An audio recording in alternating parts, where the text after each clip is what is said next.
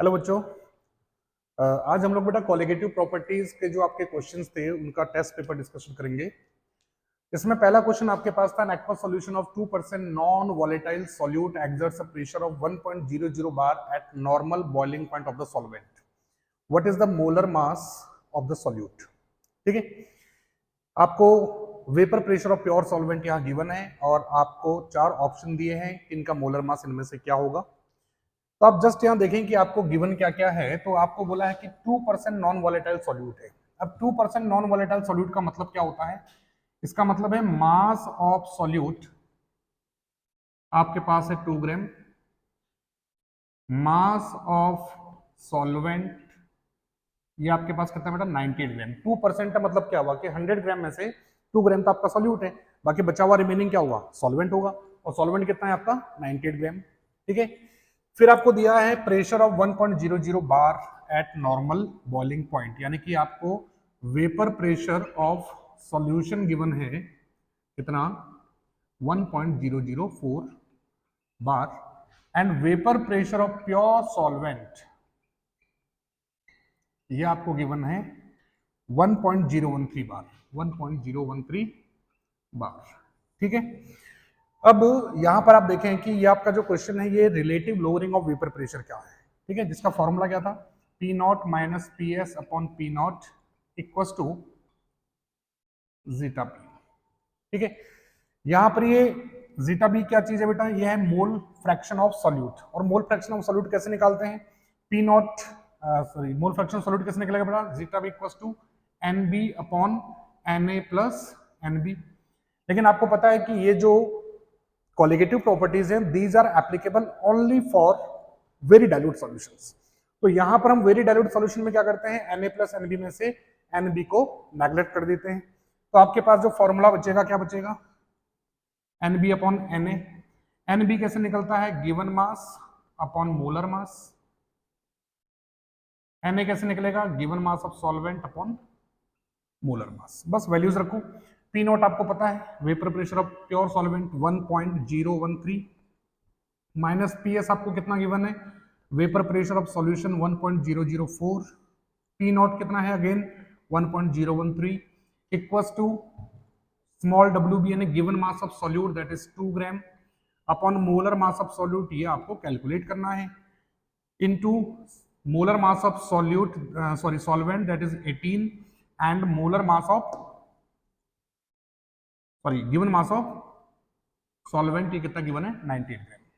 ठीक है, अब आपको निकालना है डब्ल्यू बी। इसको आप सॉल्व करेंगे आएगा 0.009 upon 1.013 equals to 18 to 36 upon W B into 98। ठीक है, पॉइंट से पॉइंट हो गया आपका कैंसिल। आपको निकालना है डब्ल्यू बी, तो डब्ल्यू बी जाएगा ऊपर, यह जाएगा आपका नीचे, बचेगा 36 इंटू 1013 डिवाइडेड बाय 9 इंटू 98। ठीक है, तो 9 4 जो 36 और इसको आप पूरा सॉल्व करेंगे तो आपका जो आंसर आएगा दैट विल बी 41.35 ग्राम। ठीक है, तो इसका आंसर आपका कितना बेटा? 41.35 ग्राम, यानी कि ऑप्शन नंबर ए जो है ये आपका करेक्ट ऑप्शन है। ठीक है, नेक्स्ट क्वेश्चन देखते हैं। क्वेश्चन नंबर 2 आप देखें कि 3 gram of urea is added in 36 gram of boiling water, how much lowering in vapour pressure is noticed. ठीक है, बहुत आसान क्वेश्चन है। 3 ग्राम यूरिया, अगेन आपको गिवन मास कितना है? W B equals to 3 gram in 36 gram of boiling water, यानी कि यहां पर आपको क्या गिवन है बेटा? Small W A 36 gram.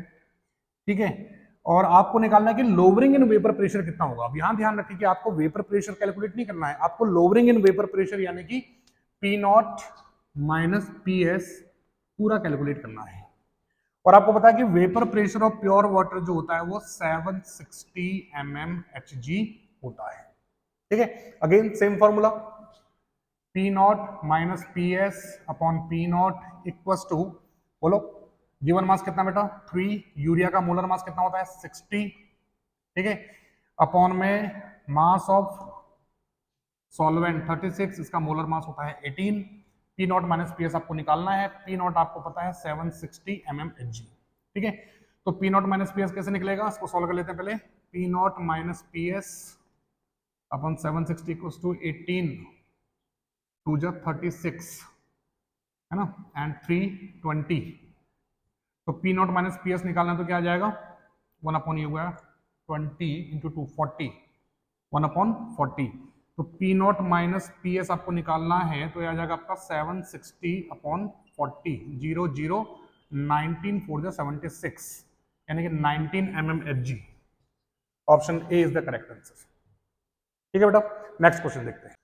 Next question आपके पास है बेटा, the osmotic pressure of deci molar urea solution at 27 degree centigrade, है ना। तो यहां पर आपको डेसी मोलर का मतलब पता है। डेसी मोलर का मतलब क्या होता है बेटा?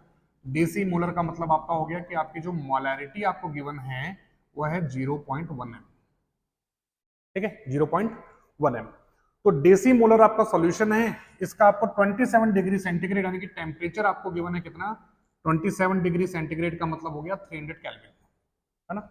मतलब 273 प्लस 27 डिग्री सेंटीग्रेड, ये सबको पता होता है। केल्विन में कन्वर्ट करने के लिए 273 ऐड करते हैं। ठीक है, आपको निकालना क्या है पाई, सीधा सीधा फॉर्मूला होता है पाई का, कंसंट्रेशन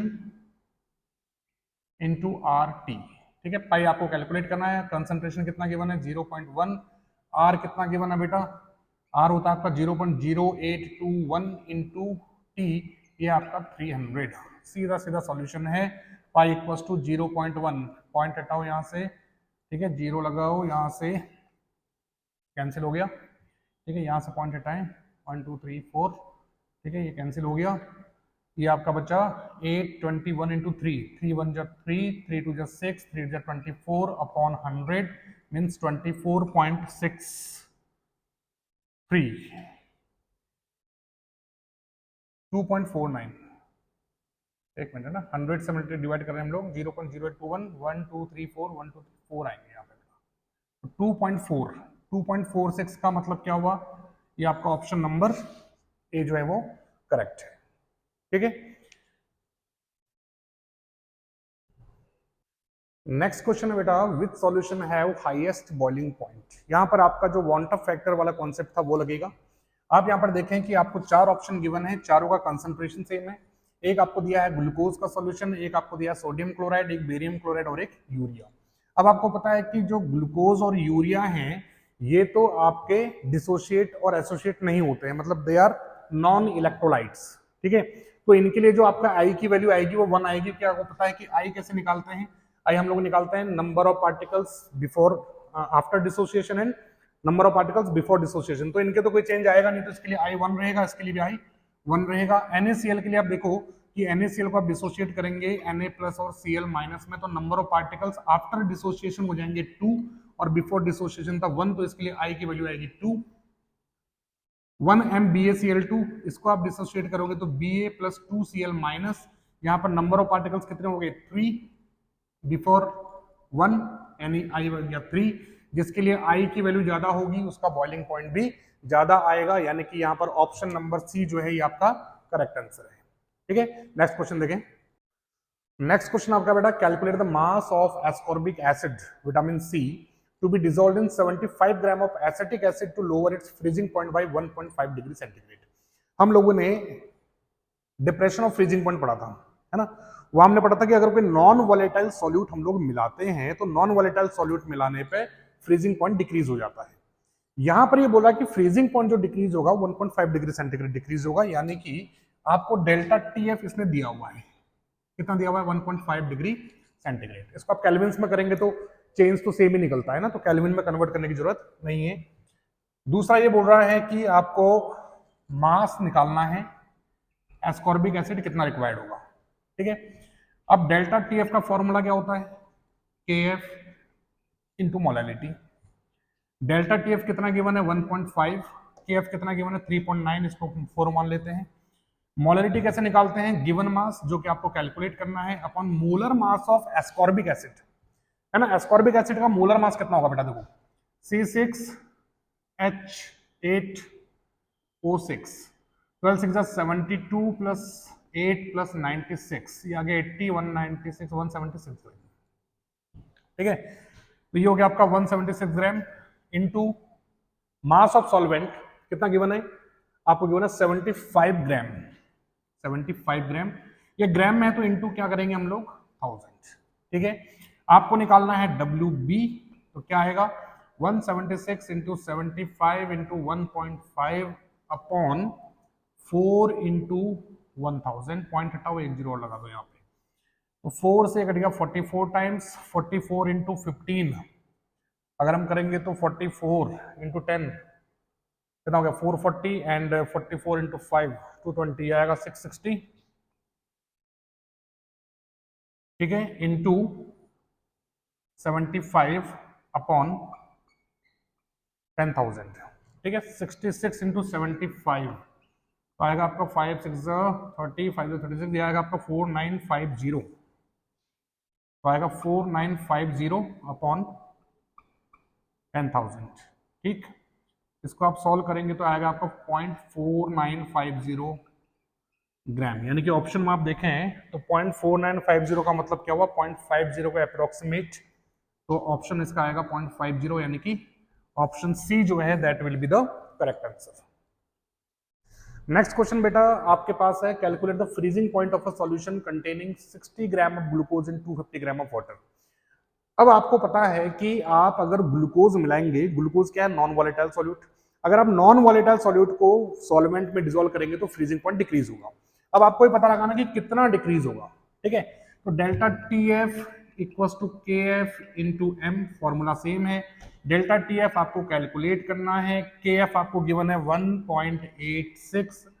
मोलैलिटी कैसे निकालते हैं, मोलैलिटी कैसे निकालते हैं, मोलैलिटी निकालने का फॉर्मूला क्या है, यह है आपका गिवन मास जो है 60 ग्राम अपॉन मोलर मास ग्लूकोज का 180 into mass of solvent 250 into 1000, क्योंकि ये ग्राम्स में है, 63 जा 180, 250 इंटू 4, 3 से इसको कैंसिल आउट करेंगे तो 0.62, 4 टू जा 8, 4 6 जा 24, ठीक है। तो कितना आ जाएगा बेटा 0.248, 0.248 का मतलब ऑप्शन बी जो है ये आपका करेक्ट ऑप्शन है, ठीक है। नेक्स्ट क्वेश्चन जो है लास्ट आपका ये देखते हैं। नेक्स्ट क्वेश्चन आपके पास है बेटा, determine the osmotic pressure of a solution obtained by dissolving 25 milligram of potassium sulphate in 2 litre water. अब यहां पर आपके पास देखिए पोटेशियम सल्फेट गिवन है, potassium sulphate is an electrolytic compound, तो इलेक्ट्रोलाइट है इसका मतलब क्या हुआ कि it will dissociate into ions. जब ये आयंस में डिसोशिएट होगा तो यहां पर कोलिगेटिव प्रॉपर्टीज में चेंज आएगा, और जब कोलिगेटिव प्रॉपर्टीज में चेंज आता है तो वहां पर हम यूज करते हैं वांट ऑफ फैक्टर। तो यहां पर आपको निकालना क्या है, ऑस्मोटिक प्रेशर निकालना है, तो फॉर्मूला तो मिलेगा पाई इक्वल्स टू CRT, लेकिन आपको इसको I से भी मल्टीप्लाई करना पड़ेगा, है ना। I से क्यों मल्टीप्लाई करने का, क्योंकि यहाँ पे नंबर ऑफ पार्टिकल्स आपके चेंज हो गए हैं। तो अगर आप देखें I K2SO4 के लिए, तो K2SO4 कैसे डिसोशिएट होगा बेटा, it will dissociate into 2K plus plus SO4 minus 2, यानी नंबर ऑफ पार्टिकल्स हो गए 3, है ना। तो यहाँ पर I आएगा 3। अच्छा यहाँ पर ध्यान रखिए किसने बोला कि 100% डिसोशिएटेड, अगर ये 100% डिसोशिएटेड नहीं बोलता तो यहाँ पर आपका अल्फा यानी डिग्री ऑफ डिसोसिएशन वाला कॉन्सेप्ट लगता, लेकिन यहाँ पर ये बोला कि 100% डिसोशिएटेड, तो आपको डायरेक्टली यहाँ पर वांट ऑफ फैक्टर की वैल्यू रखनी है, ठीक है। पाई आपको निकालना है, I है 3, कंसंट्रेशन यानी मोलैरिटी, मोलैरिटी आप देखिए कितनी निकलेगी 25 मिलीग्राम, है ना। तो पहले आप इसका निकाल लें number of moles, number of moles of K2SO4, mass given है 25 मिलीग्राम है बेटा, ये मिलीग्राम है मतलब 25 × 10⁻³ है ना, ग्राम में कन्वर्ट करने के लिए, डिवाइडेड बाय इसका मोलर मास निकालें, पोटेशियम सल्फेट का मोलर मास, K2SO4 का मोलर मास, तो K2SO4 पोटेशियम का 39 2 जा बोलो 78 प्लस 32 प्लस 64, तो ये हो गया आपका 6 2 8 8 16, 7 प्लस 3 10, 6 16 प्लस 1 17, ठीक है। 4 2 6 प्लस 8 4 2 6 प्लस 8 14, ठीक है 14, कैरी 1 7 1 8 प्लस 3 11 प्लस 6 17, 174 अपॉन 174, ठीक है। तो 25 into 10⁻³ divided by 174, into volume of solution कितना गिवन है बेटा, वॉल्यूम ऑफ सॉल्यूशन है आपके पास 2 लीटर, ठीक है, इंटू आर 0.08 इंटू टेम्परेचर है 300 केल्विन, टेम्परेचर क्या बेटा 300 केल्विन, ठीक है। तो पाई आ गया आपके पास 25 3 75 इंटू 10⁻³ अपॉन 174 इंटू 2 इंटू 0.08, ठीक है, यहाँ से पॉइंट हटा दें, यहाँ 2 जीरो हम लगा देते हैं, इंटू 3 इंटू 10⁻², ठीक है, 2 4 जो हो गया 8, 4 से पूरा नहीं कटेगा, 4 से 3 से कट जाएगा, है ना, तो उसको 400 3 5 जा 15 एंड 3 जा 24, तो पाई आ गया हमारे पास 75 इंटू 4, हमने 3 से काट दिया ना, इंटू 10⁻³ एंड 10⁻² 10⁻⁻1 अपॉन 58 इंटू 10⁻², इसको भी आप ऊपर ले जाए 10⁻², है ना, 10⁻² और 10⁻⁻1, 10⁻² ऊपर जाएगा तो क्या बच जाएगा 10⁻², 10⁻3, 75 इंटू 4 अपॉन 58 इंटू 10⁻⁻3, ठीक है, 75 इंटू 4 5 जो 20, 4 7 जो 28 अपॉन 58 इंटू 10⁻⁻3, 58 से 300 आप काटेंगे तो 65 जो 300 होता है, तो लगभग 4.9 इंटू 10⁻⁻3 ये आएगा आपका ऑस्मोटिक प्रेशर, ठीक है। अब ये जो सॉल्यूशन है बेटा, ये जो हम लोगों ने सॉल्यूशन डाले इसमें आपको ध्यान रखना है कि हर टेस्ट के बाद आपको जो सॉल्यूशन मिलेंगे वो यहाँ मिलेंगे, इसलिए है कि कभी भी आप दोबारा जब इन क्वेश्चन पेपर्स को उठा के देखते हैं और आपको जब सॉल्यूशन नहीं मिल रहा होता है तो आप डायरेक्टली वीडियोस पे क्लिक करके उस क्वेश्चन का आंसर ढूंढ सकते हैं, ठीक है। हम आप लोगों के साथ खड़े हैं, आप मेहनत करें, आपके हर कदम पे हम लोग साथ देंगे। धन्यवाद।